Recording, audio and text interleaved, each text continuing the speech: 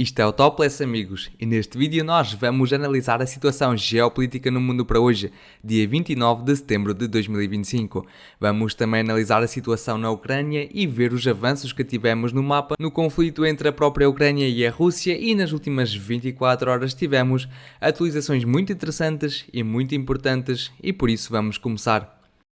E vamos começar por uma declaração feita por parte de Zelensky, que pode ser uma das mais importantes declarações dele desde o início do conflito entre a Ucrânia e a Rússia.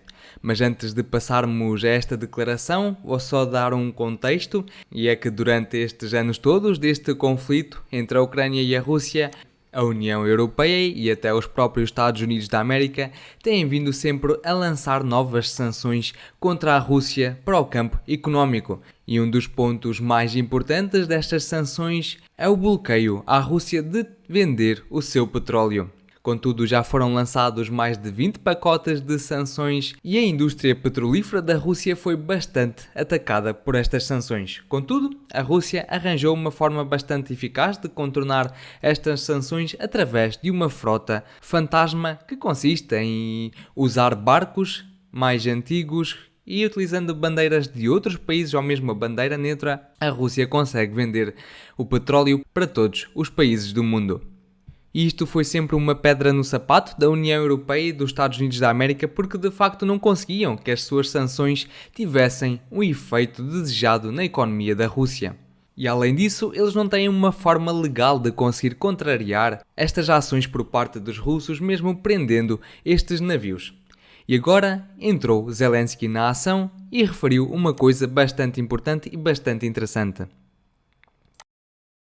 E a declaração dele foi que a Rússia, afinal, usa esta frota fantasma que navega pelos mares e oceanos do mundo a vender petróleo pelos outros países, e que foi esta precisa frota que lançou os drones contra a Polónia e contra alguns países da NATO. E nós sabemos que nos últimos dias e nas últimas semanas falou-se muito sobre drones, supostos drones russos que entraram no espaço aéreo da Polónia, aqui no espaço aéreo da Estónia e em vários outros sítios, e agora a Zelensky está a culpar esta frota russa que vende o petróleo. E agora tudo ficou claro. Nós vemos claramente que tanto os países europeus como a Ucrânia estão a tentar arranjar alguma forma de anular estes navios por parte da Rússia para realmente as sanções destes países terem efeito. Portanto, temos aqui algo bastante importante no movimento geopolítico. Temos aqui o movimento dado pela Ucrânia e pela União Europeia e, portanto, vamos esperar o que se segue nos próximos dias. Mas agora vamos passar ao assunto militar e vamos ver o que tivemos nas últimas 24 horas. E o que acontece é que nas últimas 24 horas tivemos ataques mútuos de bombas e mísseis, mas também de drones, tanto da Ucrânia contra o território da Rússia, como podemos ver aqui na cidade de Belgorod, onde foi atingida uma estação de distribuição de eletricidade, mas a Rússia também atacou várias centrais destas no próprio território da Ucrânia, e temos aqui alguns vídeos destes ataques.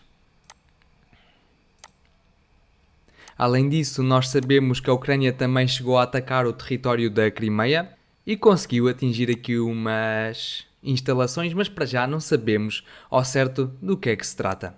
Vamos agora passar ao terreno e vamos discutir os avanços que tivemos no mapa, e vamos começar pela direção de Zaporizhia, onde foram registados mais avanços por parte da Rússia. E durante as últimas 24 horas nós ajustámos este pedaço de área a favor dos russos com base num vídeo publicado pelos ucranianos a mostrar uns ataques efetuados às forças russas nesta precisa direção, e portanto este vídeo foi geolocalizado e nós ajustámos o mapa a favor das forças russas. E o que nós vemos aqui é a seguinte estratégia por parte da Rússia. A Rússia está a tentar mover-se ao longo desta direção, ao longo desta estrada, para tentar capturar as aldeias que aqui se situam, como depois a aldeia de Veshnova, Yegorivka e Privilha, para depois avançar para sul, na direção das cidades de Uspenivka e de Privilha. Porque, na verdade, o que acontece aqui, o que separa as posições russas do lado leste e as posições ucranianas do lado oeste, é um rio que passa exatamente por esta cidade, exatamente por esta linha que eu vos estou a mostrar. E, portanto, vai ser bastante difícil os russos entrarem nas primeiras casas desta cidade, por causa deste preciso rio. E portanto, uma das táticas ou uma das estratégias por parte da Rússia vai ser precisamente avançar ao longo destas aldeias para depois não só atacar a cidade de Uspeniivka pelo leste, mas também pelo norte. Vamos continuar e agora vamos à direção de Pokrovsk, onde tivemos mais atualizações muito interessantes.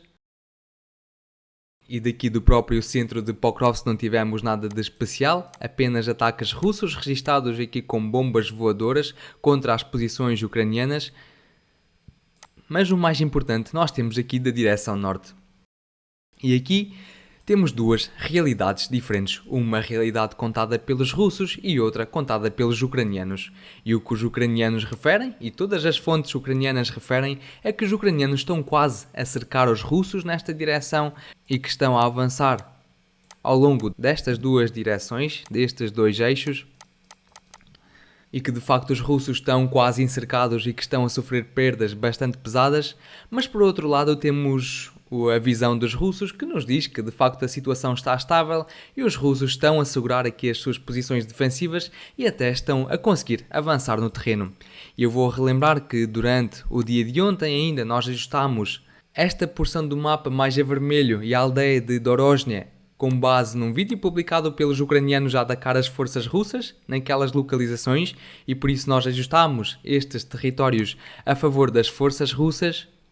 E além disso, durante o dia de hoje, recebemos mais um vídeo por parte das forças ucranianas a mostrar ataques efetuados às forças russas na aldeia de Kucherov Yar. E com base neste vídeo nós mais uma vez ajustámos o mapa a favor das forças russas. E portanto nós podemos ver que de facto os russos, apesar de estarem aqui quase encercados pelas forças ucranianas, continuam a avançar pelo norte. E o que eu vos quero dizer é que as mentiras, de facto, não vão conseguir aguentar durante muito mais tempo. E, portanto, durante os próximos dias, de certeza que vamos ter uma visão clara daquilo que se está a passar. Algum lado está a mentir, ou os russos ou os ucranianos, e nós vamos descobrir isso já nos próximos dias, por isso fiquem atentos aos próximos vídeos neste canal. Além disso, tivemos também ajustes no mapa a norte da aldeia de Ryusyn Yar, mais uma vez a favor das forças russas com base em vídeos publicados pelos ucranianos a mostrar ataques efetuados contra as forças russas nesta precisa localização do mapa e em outras várias espalhadas aqui pelo norte. Da direção de Konstantinivka não tivemos nenhum avanço novo no mapa registado, mas tivemos bastantes ataques russos com drones FPV contra as posições ucranianas. E portanto nós podemos ver aqui não só ataques contra os soldados ou posições ucranianas, mas também ataques contra os drones ucranianos. Vamos avançar e agora vamos discutir a situação em torno das cidades de Siversk, mas também de Liman, aqui mais ao norte, e começando pela cidade de Siversk, onde os russos começaram uma grande ofensiva durante as últimas semanas e de facto a ofensiva está pouco a pouco a ganhar forma. Os russos já conquistaram uma enorme quantidade de territórios mais ao norte e os russos continuam a avançar pelo sul. E por exemplo tivemos mais avanços por parte das forças russas, registados aqui mais a norte da aldeia de Viimka, e tivemos provas visuais disso que foram os próprios russos que nos deram ao publicarem um vídeo a mostrar as suas forças a limpar umas trincheiras ucranianas naquela precisa localização do mapa. E portanto, com base neste vídeo, nós ajustamos o mapa a favor dos russos. E portanto, vemos que os russos continuam a desenvolver a sua ofensiva aqui mais pelo sul. Além disso, eu disse nos últimos vídeos que a aldeia de Yampel era uma aldeia bastante importante nesta direção, porque caso os russos consigam conquistá-la, vão ter um acesso direto à principal rota logística dos ucranianos em direção à cidade de Siversk.